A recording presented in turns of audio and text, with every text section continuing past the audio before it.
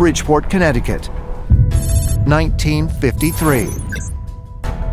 Albert K. Bender, the nation's top UFO investigator, receives a threatening visit that will bring his research to an abrupt and premature halt.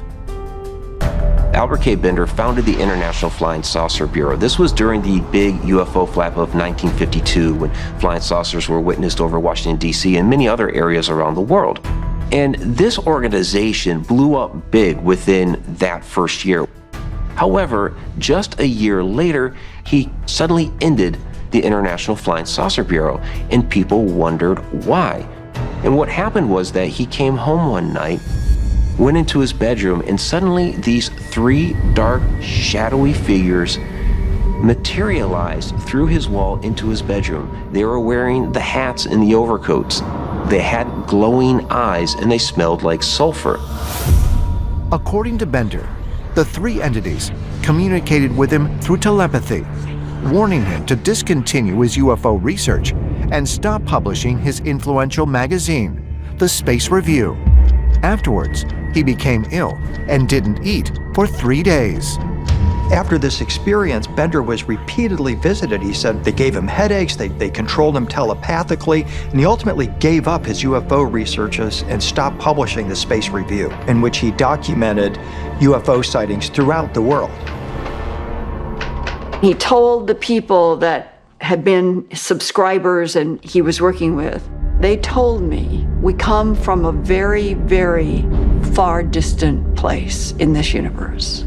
And we have been coming and going from your planet for some time, and we cannot allow you or anyone to interfere.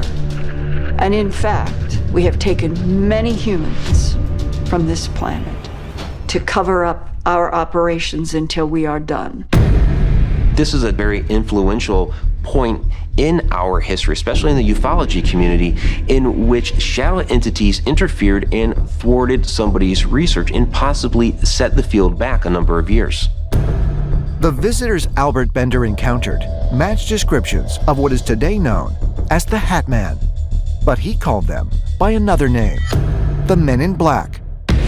While the Men in Black are often portrayed in pop culture as government agents, many who claim to have encountered them believe they are something other than human. The Men in Black are mysterious and nefarious entities. They're shadowy, they wear black clothing. Many people believe that they're either extraterrestrials or somehow they're working for extraterrestrials to prevent humans from learning the truth about extraterrestrials on Earth. They talk to UFO witnesses. Some people have reported they seem to not know things that are common, like which end of a pin to use, or if they're offered something to eat or drink, they don't know how to eat or drink it. Both the Hat Man and the Men in Black are known for wearing a hat. They both influence people telepathically. They both appear to be sometimes malevolent, and they could in fact be the same type of a being. There's a theory that the Hat Man and the Men in Black are actually the ringleaders of the shadow people, and that in fact they direct the shadow people to influence humans in particular to keep them from investigating UFO experiences. There's no question that the stories of shadow people, Men in Black, and other visitations are all mixed in together. Are they the same? Possibly.